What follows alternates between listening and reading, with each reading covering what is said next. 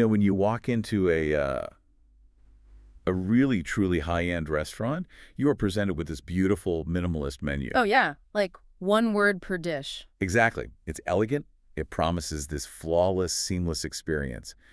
But what you don't see, is the absolute chaos in the kitchen. Right, the real work. Yeah, the precise recipe cards, the cost per ingredient spreadsheets, the sheer unglamorous mechanics of how that meal actually gets from a raw delivery truck to your plate. Because you're completely shielded from the playbook used to construct the experience. I mean, you only see the glossy finish. Right. And when you step into the dietary supplement aisle at the grocery store, you're dealing with the exact same illusion. Absolutely. You're staring at hundreds of beautifully branded bottles, and they're all promising, boundless energy, unbreakable bones, a perfectly optimized gut. It feels like magic. But it's really just manufacturing. Yeah. So today, you and I are walking past the swinging doors and going straight into the kitchen. Welcome to the deep dive.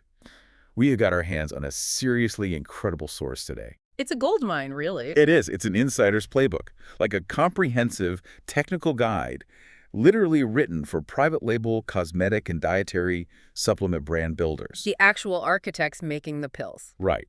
The ones mixing the ingredients. And what's great is that it strips away the marketing completely. We're looking at the raw frameworks, the instructions given to manufacturers on how to formulate, dose, and label their products long before a marketing team ever gets to design the label. Which is wild to see. It really is. The true value here isn't just a simple list of vitamins to take. It's the rigorous emphasis on evidence-based efficacy, bioavailability, and the incredibly complex regulatory landscape that actually dictates what legally makes it to the shelf. Okay, let's unpack this. Yeah. Because our mission today is to flip the script. The supplement aisle can feel like a total minefield of information overload. Oh, for sure. Like every bottle claims to be a miracle. But by reading the manufacturer's own operational roadmap, you get a shortcut to becoming an insanely savvy, well-informed consumer. You learn how to spot the cheap shortcuts. Right. And to navigate this space, the playbook forces formulators to start with foundational ingredients, what they refer to as the Big Four. The Big Four. Yeah. And the most vital lesson introduced immediately is that the chemical form of the ingredient dictates almost everything. The name on the front of the bottle is, well, it's virtually meaningless if the delivery form is wrong. So let's look at vitamin D3 or cholecalciferol. Yeah. The guide lays out daily dosing instructions for adults ranging from 600 to 2,000 IU. And it sets a hard ceiling with a tolerable upper intake level of 4,000 IU. Which is important for safety. Definitely. Yeah. But the form is what really matters here. It instructs formulators to use oil-based soft gels or powders for actual absorption. Because the underlying biology here is fascinating. D3 is a fat-soluble vitamin, meaning it requires dietary fat to be absorbed across the intestinal wall. So a dry pill is just... A dry, chalky tablet of D3 is going to have vastly inferior bioavailability compared to an oil-based soft gel, and the manufacturer knows this, but the playbook pushes it even further when it comes to synergy. What's fascinating here is that formulators are heavily instructed to pair D3 with vitamin K2. Specifically the MK7 form. Wait, why that specific pairing? Like if I'm taking D3 for bone health, why do I need K2? Because D3 acts as the gatekeeper. It allows calcium from your gut into your bloodstream. But once that calcium is in your blood, D3 doesn't direct traffic. It just, opens the door. Oh, I see. Without guidance, that calcium can easily deposit into soft tissues like your arteries, leading to vascular calcification. Which you definitely do not want. Exactly. Vitamin K2, MK7, is the traffic cop. It activates specific proteins like osteocalcin, which literally bind the calcium and pull it into the bone matrix where it belongs. It keeps it out of your cardiovascular system. That's a massive detail. Yeah. You aren't just absorbing a vitamin, you're trying to direct a biological process. Precisely. Okay, let's move to the next of the big four. Omega-3 fatty acids, specifically EPA and DHA. The guide outlines 250 to 1,000 milligrams daily for anti-inflammatory effects and neuronal function. But frankly, do you just have to accept those awful fish burps to get these benefits? The fish burps. Right. Like, is that just the biological price of admission? Not at all. The playbook actually warns formulators about that exact consumer pain point. Those fish burps are often a sign of oxidation or a poorly processed ethyl ester form of the oil. Really? So it means it's a bad product? Usually, yeah. Good. The guide explicitly tells high-end formulators to utilize the triglyceride form of fish oil. From a molecular standpoint, the triglyceride structure is the natural form found in fish. Your digestive enzymes recognize it easily. Making it easier to break down. Exactly, breaking it down efficiently without the heavy GI distress and oxidation that causes that nasty aftertaste. For anyone who just wants to, bypass the marine ecosystem entirely, the guide pushes algae-derived EPA and DHA. Yes, a great alternative. It totally bypasses the heavy metal accumulation risk you get with fish, which is a huge tip for anyone worried about ocean contaminants. Absolutely. Moving to probiotics, the text highlights heavily studied strains like lactobacillus and bifidobacterium, dosing between 1 to 25 billion CFU per serving. Now, if I look at a shelf, my instinct is to grab the bottle with the highest numbers. Like, give me 50 billion CFUs and 20 different strains. Yeah, more is better, right? Right. I always assumed packing as many different bacteria into a pill as possible meant a superior product. That is a classic marketing trap, and the manufacturer's guide actively warns against it. These are live microorganisms. When you throw 20 random strains into a single capsule, you are essentially creating a microscopic battleground. It's like throwing 20 random species of animals into a single zoo enclosure and just hoping they get along. A very apt analogy. If the formulator doesn't conduct rigorous compatibility testing, those bacterial strains engage in antagonistic interactions. They fight each other. They compete for the limited moisture and resources inside the capsule. Some strains even produce bacteriocins. Wait, what are those? They're essentially toxins designed to kill competing bacteria. By the time that megadose bottle reaches your stomach, a significant portion of those strains may have already neutralized each other. Wow, so you're just swallowing dead bugs. Pretty much. The guide instructs operators to stick to clinically compatible strains and formulate for viability at the end of shelf life, not just at the time of manufacture. Okay, rounding out the big four is vitamin B12. We know it's essential for neural function and energy metabolism, with doses wildly varying from 25 to 1,000 micrograms. But the text reveals a massive insider secret regarding the chemical form. Oh, the cyanocobalamin versus methylcobalamin formulation choice. Yes, the guide is incredibly blunt here. It literally tells brand builders that cyanocobalamin is highly cost-effective but not recommended. Meanwhile, methylcobalamin is highly recommended because of its bioavailability. It's a huge distinction. If a company uses cyanocobalamin, they are actively choosing their profit margin over your cellular health. And the mechanism explains why. Cyanocobalamin is a synthetic form bound to a cyanide molecule. Cyanide, like the poison.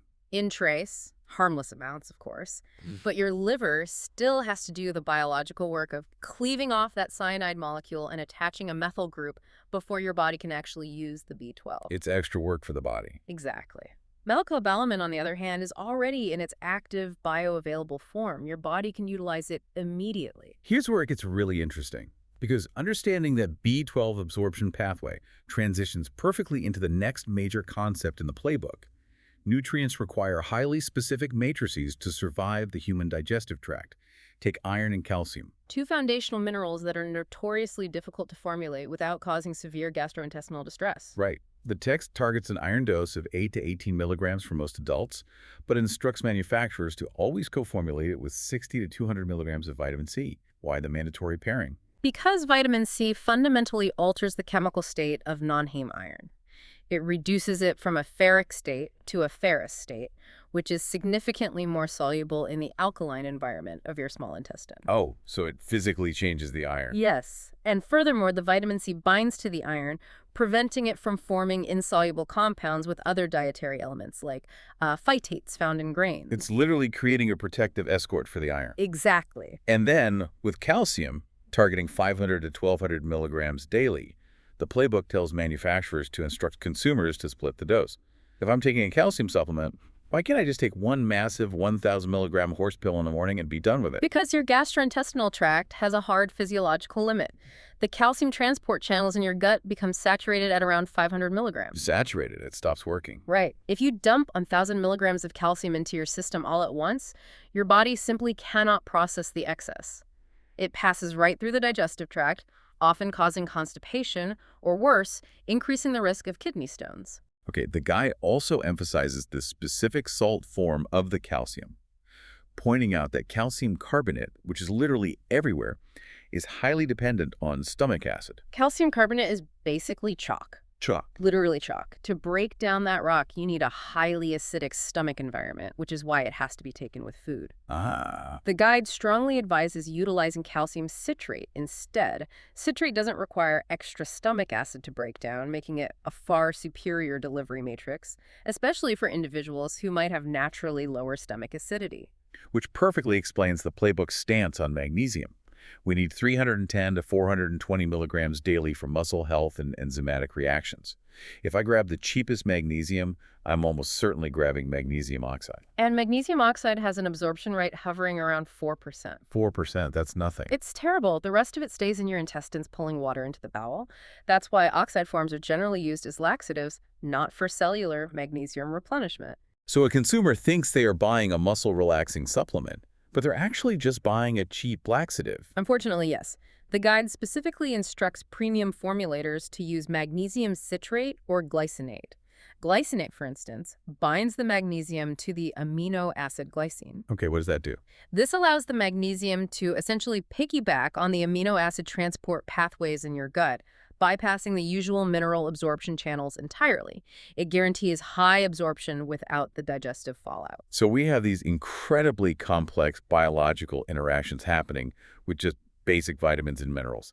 This leads right into the playbook's dire warnings about how these formulations interact with actual pharmaceutical drugs. Right. The guide outlines a strict interaction snapshot because the systemic interference can be genuinely dangerous. It first delineates the toxicity profiles between fat-soluble vitamins, which are A, D, E, and K, and water-soluble vitamins. Fat-soluble vitamins accumulate in the liver and adipose tissue, meaning you can't just casually flush out a megadose through your urine like you can with, say, vitamin C. Precisely. But the more insidious risks are the direct drug interactions.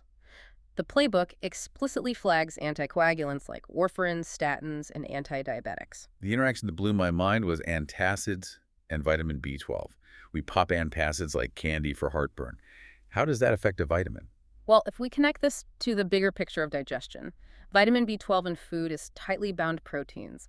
To rip that B12 away so your body can absorb it, your stomach requires a highly acidic environment to literally unfold those proteins. Antacids stop that. Exactly. Chronic use of antacids neutralizes stomach acid. Without that acid, the B12 remains locked to the protein, passes right through your system, and over time leaves you severely deficient, potentially leading to neurological issues. Well, the playbook tells these brand operators they have a responsibility to design labels with clear cautions for these populations. They have to. And speaking of specific populations, the guide makes it clear that a generic one-size-fits-all multivitamin is just a myth. Oh, completely. Biological needs shift drastically based on your life stage or lifestyle. For older adults, stomach acid naturally decreases, and bone resorption begins to outpace bone formation. Which is why they need that specific trio we talked about. Right. That's why the text hammers home the need for that D3, calcium, and K2, MK7 triad in geriatric formulations. And for pregnant individuals, the physiological demand completely changes the required matrices, focusing heavily on folate, iron, and iodine to support fetal neural development. Vegans lack dietary heme iron and natural B12 sources, requiring highly bioavailable plant-based matrices. And athletes require entirely different metabolic support, like high-dose omega-3s to manage systemic inflammation from training, and highly bioavailable magnesium glycinate to physically force muscle fibers to relax after intense contraction. Okay, let me pause you right here, because we need to talk about the elephant in the room. Let's do it. We've spent this entire time talking about perfect chemical forms, bioavailable matrices, and rigorous compatibility testing. But how do I, as a consumer standing in the aisle, know the bottle isn't just filled with sawdust? That's the real question. Like there's no FDA agent testing that specific bottle before it ships to my grocery store. That is the harsh reality of the regulatory landscape in the United States. Supplements operate under a 1994 law called the Dietary Supplement Health and Education Act, or DSHEA. So what does this all mean for the consumer? Under DSHEA, supplements are regulated more like food than pharmaceuticals. There is absolutely zero pre-market approval required. Zero. Wait, none at all. None. A manufacturer does not have to prove to the FDA that their product works or even that it's safe before putting it on a shelf. The burden of proof is entirely on the FDA to prove a product is unsafe after it's already in the market. That's wild. We're essentially relying entirely on the honor system for these companies not to cut corners with cheap oxides or dead probiotics. To combat this massive trust deficit, the Insider Playbook provides its brand builders with a strict 7-criteria comparative evaluation framework. It's how top-tier manufacturers police themselves so they don't destroy their own reputations. Okay, so if we're using their framework, what is the ultimate gold standard we should look for on the label? Third-party verification, hands down. Independent organizations like USP, NSF, Consumer Lab, or Informed Sport. Those little acronym stamps in the back of the bottle near the barcode? Exactly. What are they actually doing? They conduct rigorous laboratory testing like chromatography and mass spectrometry to verify 3 things. First, potency. Does the pill actually contain the 500 milligrams of calcium claimed on the label? Right. Second, purity. Is it free from heavy metals like lead and arsenic or microbial contamination? And third, dissolution. Does the pill actually break down in a simulated stomach environment, or does it stay a solid rock? If a brand is paying for that third-party testing, it's a massive green light that they aren't hiding behind the DSHEA loopholes. The framework also instructs them to evaluate label clarity, scientific evidence, safety profiles, and cost value. This raises an important question, though. How does a massive manufacturing facility actually prevent mistakes when dealing with thousands of pounds of raw chemical powders? Yeah, one mix-up could be disastrous. The guide outlines internal standard operating procedures, or SOPs. They rely heavily on certificates of analysis. Before a barrel of raw vitamin C is even allowed onto the manufacturing floor, it must come with a verified chemical analysis from the raw supplier proving its identity and purity. And my favorite operational detail in the whole text is the mandate to maintain a shared, locked glossary of terms between the technical team making the pills and the marketing team selling them. It's a critical legal safeguard. Marketing departments are, notorious for stretching the truth. Under the law, supplements can make structure function claims like supports joint health, but they cannot make disease claims like cures arthritis. Right? Huge difference legally. That shared glossary ensures the marketers don't accidentally cross the line into illegal disease claims by ignoring the boundaries of the actual scientific data sheets. It is genuinely fascinating to see the machinery behind the curtain. We've decoded so much today. We really have. We've learned that the form of the vitamin is everything, choosing active methylcobalamin over cheap cyanocobalamin and demanding magnesium glycinate over laxative-like oxides. We unpacked how nutrients demand synergistic matrices like the D3, calcium, and K2MK7 traffic control system. That traffic control system is so important. And we tackled the Wild West regulatory landscape, proving why those third-party NSF or USP stamps are your only real shield. You're now equipped to evaluate these products not by the glossy marketing on the front, but by the technical data hidden on the back. But before we wrap up, there was one detail in the source that really stuck with me.